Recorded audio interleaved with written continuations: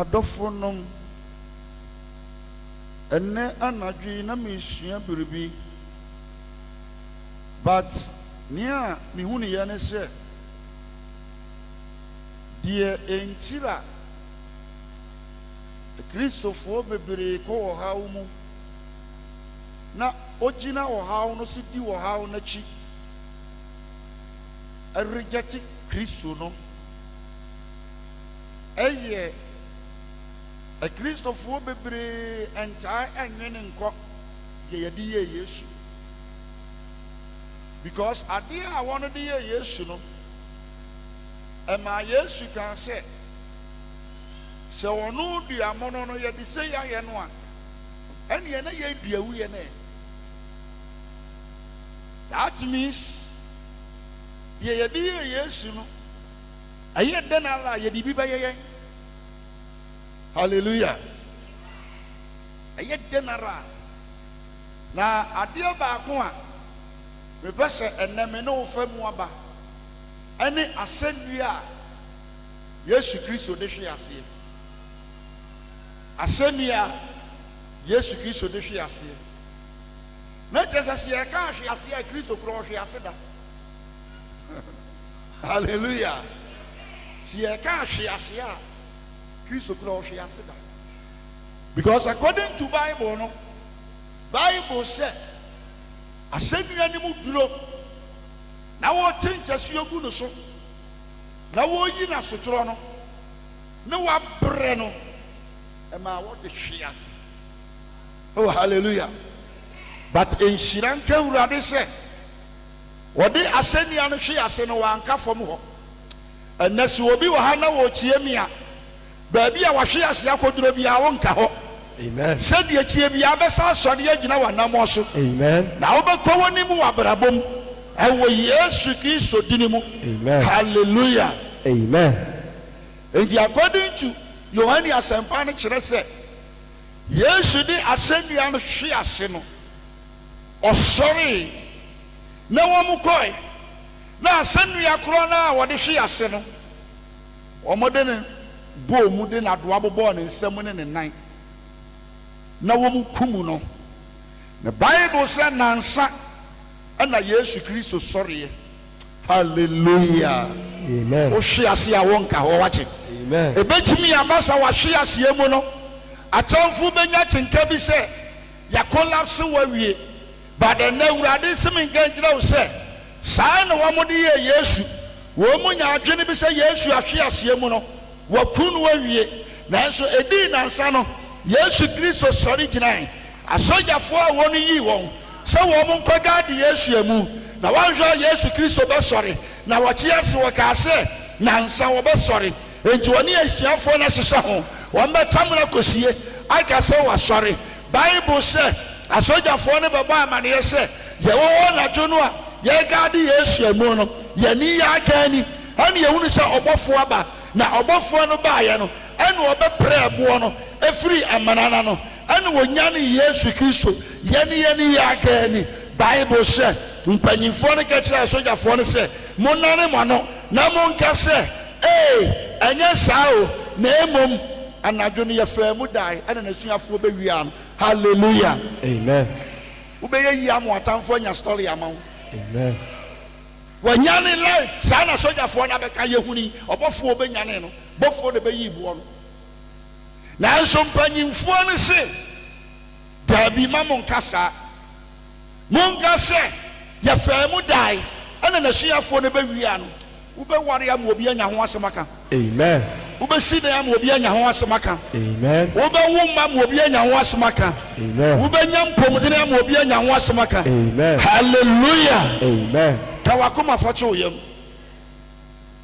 don't forget what they did Jesus hallelujah amen said ye wo mu ye Yesu ama awire mfi so wire fi said ye de ye Yesu ya wan hwe ya ubedi wahwe ase achi ato Kristo atwene na enso mebusam kasem bi yankan ho mebusam chi aduonu nan chichemu a eye dunsia Proverbs chapter 24 verse 16 ana yem preaching che ye be bompaye cha na wa hwe asie mu no ano nkyerɛ sɛ wa wie no no wache. Oh hallelujah. Wa hwe asie mu no ano nkyerɛ sɛ wontimi nsɔre bio wache. Proverbs 24:16 also na emprenso na otinini ni hwe ase emprenso. Hallelujah. Amen. To making kind Bible na mu say Yesu di ase ni ano hwe ase no anya me nwanwa. The same thing and na me life se bibi si na pese de me hwe ase e pese bere mase a anya me nwanwa.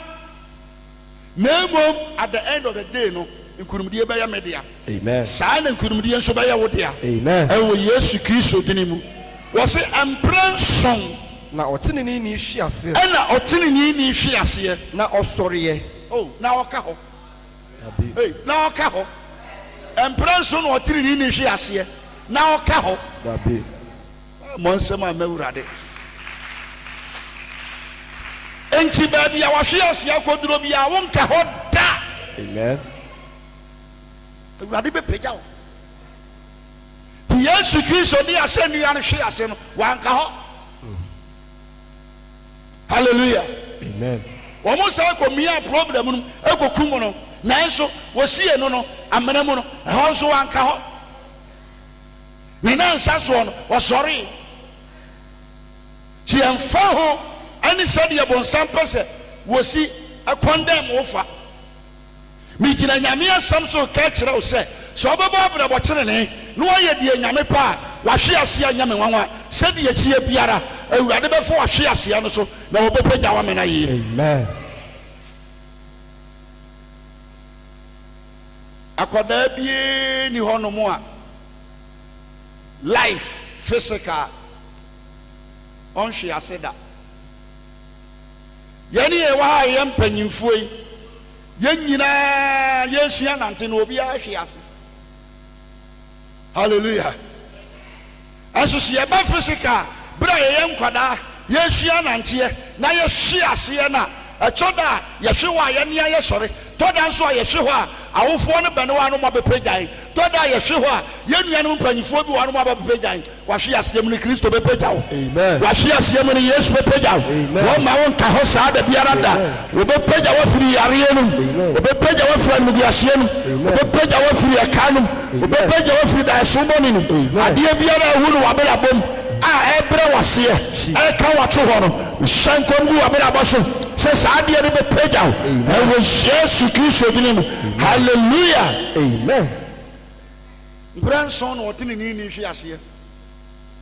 And who told you say we are tinini ni over 5 years into ntimi hwe ase. Hallelujah. Your marital life can fall down. Your financial can fall down. Hallelujah. Amen. Even in your health you can fall down. But once you believe Jesus, you will arise. Amen. Bonsam kese si Yesu enmonyam. Udidi ese Yesu mo no nko ade se de atie biara awurade bepagya wo. Hallelujah. Amen. Mpranson.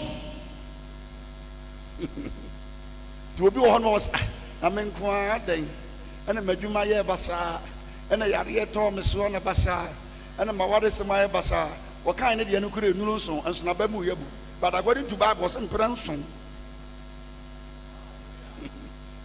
Job chapter 1 verse 1, Bible says Job tene odimu osura urade we ni ufiri boni hiyama nyina so be firi ne nsa wabra wotene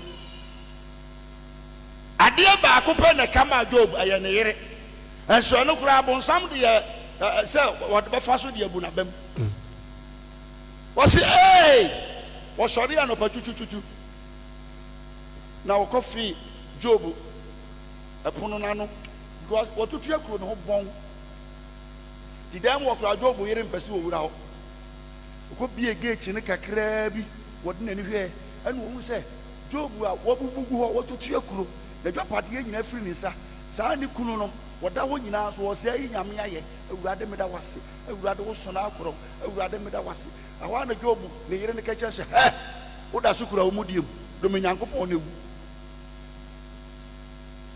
dome nyankopɔn na wu. Bible say asɛm wa kan homa me. Job chapter 2. Job chapter 2. Verse 8.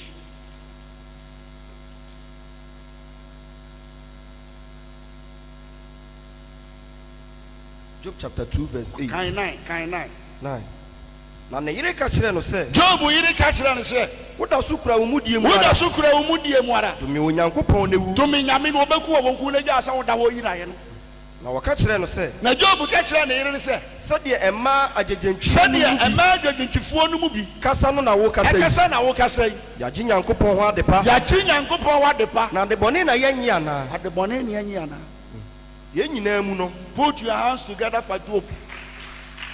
Put your hands together for Job. Hallelujah. Amen.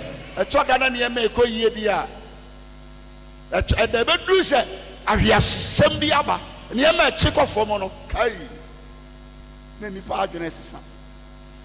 Hallelujah. Enti wo kan ɔsɛnkafoɔ ekyiri a ɛyɛ nson kyikyɛmu edunan a ɛhɔ nso ka asɛm bi. Bible sɛ Job 2:9 no Job yiri ka kyerɛ sɛ woda so kura wo mudie mu dome Nyankopɔn na wu. Job ka kyerɛ na yere sɛ sɛdeɛ ma adwodwentwifoɔ no mu bi ɛkasa na wo kasa yi na yagye Nyankopɔn wa de pa na ade bɔne no ɛne yɛnyi anaa. Hallelujah. Amen. Ti nyame ma wo ku na agye edu mmerɛ bi a ɛmfata sɛ wobɛboro wo ye nanso bɔnsam bɔfa ne mu na wɔsi wɔ so ma yɛyɛ nyame ayɛ wae. Amen. Hallelujah. Amen. So nyame ma wo kaa gye kaa no nanso duru mmerɛ bi na wonya breakdown a ɛnka sɛ nnakwasie me kaa sɛ ntimi nkwa sɔre. Hallelujah. Amen. Nyame ma wonya sika ha ɛdan a tena ɛdan no fa so mu nyame wadvance sa na wonya sika foforo a ɛnka sɛ no nti wo nkwa sɔre. Yagye Nyankopɔn wa de pa ade bɔne no ɛna yɛnyɛ ana ɔsɛnkafoɔ ti nson kyikyɛmu dunan. Dapa mu nya akoma pa. Yɛnya akoma pa Na da bɔne mu na da bɔne mu nso dwene sɛ Onyankopɔn ayɛ yei nso aka ho. Di wɔn na ka kyerɛ wo sɛ asikyire bɛsɔ gu w'anum da bia ɛwoɔ bɛsɔ gu w'anum da bia na problem ma masɛm baako bi a meka menya ɛka da baabi a problem ntimi nto nipa ɛyɛ heaven. Heaven nko. But apart from heaven there asase wei so woyɛ sɔfo wonim mpaibo wokɔ asɔde o wonkɔ asɔde o woyɛ den problem bɛba. Dapam nyakoma pa na dabɔni mu so hunu sɛ dwene sɛ Nyankopɔn ayɛ yɛn nso aka ho. Ti Job ka kyerɛ ne sɛ sɛdeɛ ma adwodwotwifoɔ no bi kasa na ɔkasa yi yagye Nyankopɔn wa de pa na ade bɔne no ɛne yɛnyɛ. Kristofoɔ bebree ɛba slide ɛberɛ a wɔn ahwe aseɛ ɔhaw bi aba wɔde ahwe aseɛ ayɛ na tɔɔdua no ka kyerɛ sɛ minia o ka kyerɛ sɛ minia o kan na o pere no o kan pere no ka kyerɛ sɛ minia sɛ wo deɛ wahwe ase na de ahwe aseɛ bɛyɛ na me deɛ mahwe aseɛ mu no mɛsan sɔre.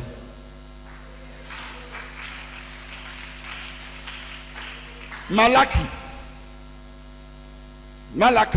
chapter 7 verse 8 and 9 near for your and a short message you in a mom a Christ for 3 million modadodo adeɛ mu tete wɔ preaching no onyafa Yesu adeɛ nyina bɛyɛ ɔdea onyafa Yesu adeɛ nyina bɛyɛ ɔdea ofa Yesu abɛware ofa Yesu abɛnya sika ofa Yesu abɛtu kan ofa Yesu abɛdaka mu ofa Yesu abɛsifie ɛno ara na ɛhyɛ mu tirim etu ofa Yesu na problem bi ba pɛ a adan no abasra wɔgyina problem no so no ɔnam baabi ɛnyɛ bɔnsɛm kɛseɛ paa wofa Yesu a wɔhaw bɛtumi atɔw bagye sɛ wɔhaw no tɔw na ada so kura Yesu ma Yesu bɛyi wɔhaw na yɛdeɛ bɛyi afiri wo so wɔbia meɛnkɔ Mika 7, 8 and 9. Yeah. Na me deɛ na mimi kade Awurade na mehwɛ no kwan. baabi a ɔbonsam so pam ya koduro biara no awurade na mehwɛ no kwan Metwɛn me nkwagye Nyankopɔn. wɔhaw na no yɛ den sɛ de nara a metwɛn me nkwagye Nyankopɔn Me Nyankopɔn betie me. na menim sɛ me Nyankopɔn bɛkyie me Me tamfo enti wo a wɔhu no sɛ mewɔ ɔhaw mu na wotaa me na w'ani akyeɛ metamfo e mma w'ani nye me ho. mɛma w'ani nye me ho Na mehwe ase na a sɛ mahwe ase a mɛsɔre. hallelujah Amen.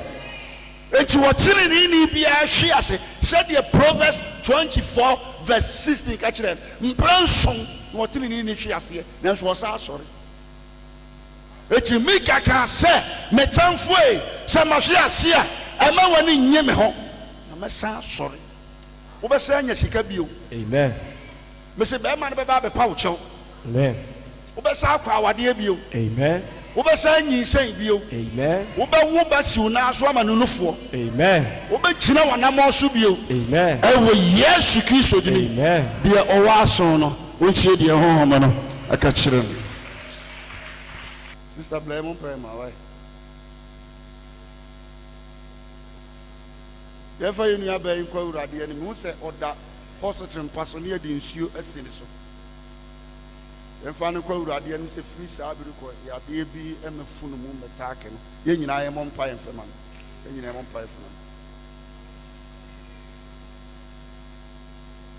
no loranda rabasi katara surina rabasait zirakasi anarika sait mfumuyareɛ biara me breki ɛwɔ Jesus Christ din awurade hyɛ wo ho animuonyam wɔ aba a waso ɛberɛ a mede me nsa ɛkane yareɛ bi a ɛnam kɔ so ba ne so na de hospital ɛna bɛba matwam ɛwɔ Jesus Christ din awurade wotumi adeɛ nyinaa yɛ wadi nkonim asedanka wo din adom nti amen trans wo deɛ ɔkyerɛkyerɛ wo hyɛ top yellow no bra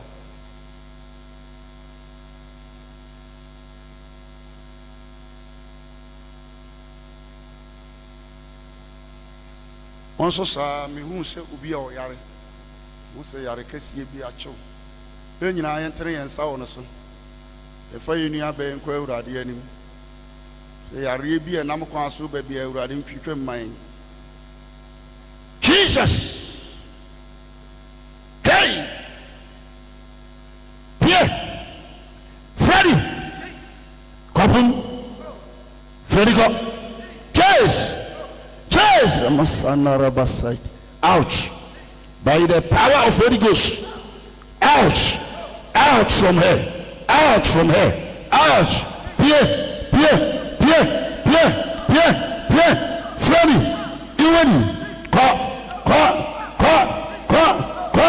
Pierre Freddy Kofun nkyɛ yadeɛ bi a mɔkɔtɔ abonsan yadeɛ biara a mɔkɔtɔ sɛ mɔde brɛ nipadua yi ɛma so metwam mehyia na kwan ɛwɔ Jesus din awurade wadi nkonim adom nti amen bɔnsɛm kɛseɛ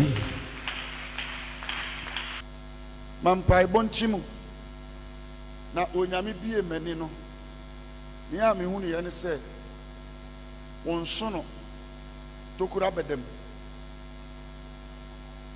Enura me call kwa you me saa na Woyam. me ka butu ho. start here nura Enura ano awia kakra. Yemu wi me saa me koto mensa kakra no store until me ka bef me kata me no so ntem no saa ne me nya bef. Na me de ayi be share free tea no. I see some small hole in your intestine.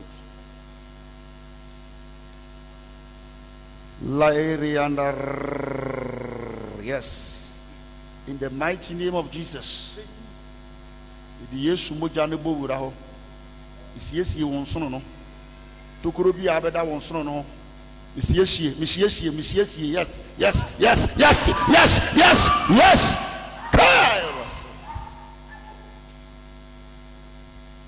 Thank you, Jesus.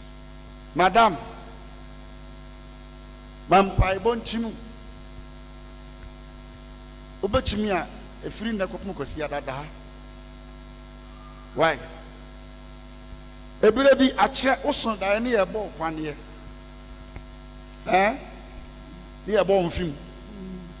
Be a one of Cassa. One film, then near the Paniebo. Ben fear no money. What catch them?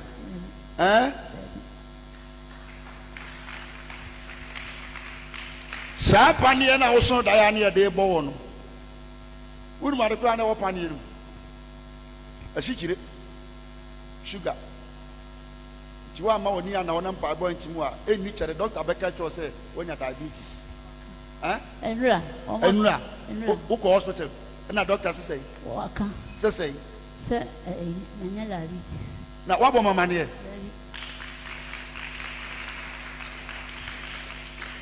Bon sam kasiyeshi yesu manyam.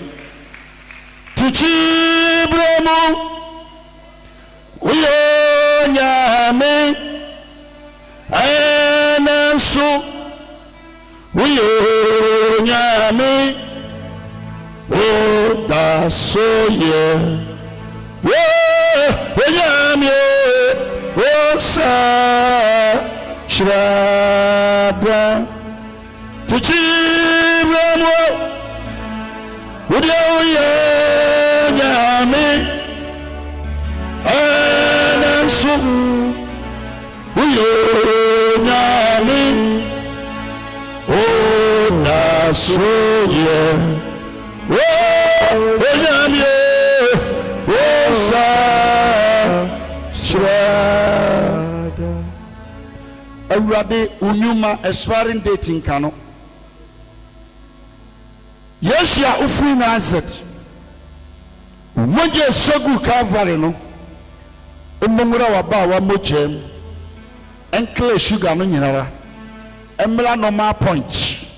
Sugar no overdose of sugar no. Equals diabetes no. Break it. You are out from diabetes. In the mighty name of Jesus Christ. Be free. Be healed. Be free. Be healed. Be free. Thank you, Jesus. In the mighty name of Jesus.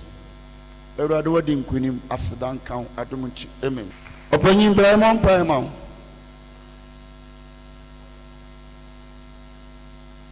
I see a shrine in your family.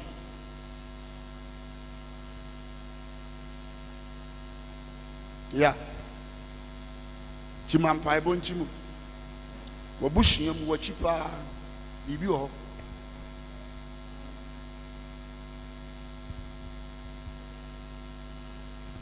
Timampai bontimu.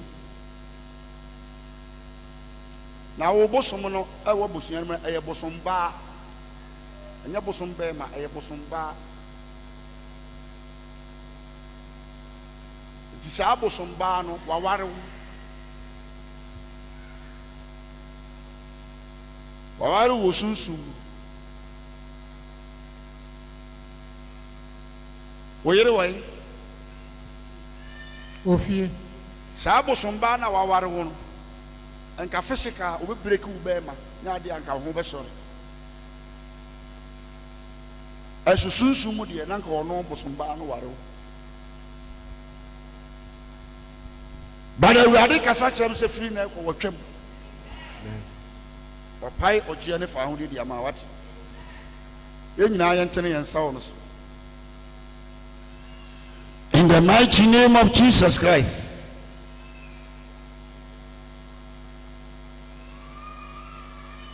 In the mighty name of Jesus Christ. Yes. I command your pennies should be performed. In the mighty name of Jesus Christ. Rakata basakatayanda. Kristo wadi adiye nyina sunkunim asadanka adomonti. Amen. Who am fear saying 72. But if free and nekono obaya dwuma mpam ati se obi owo 30. Why? Trans. Bonsem kesiye pa. Nyama onsani fano sa. Na kase Yesu yeda wasiyo. Kase Yesu yeda wasiyo.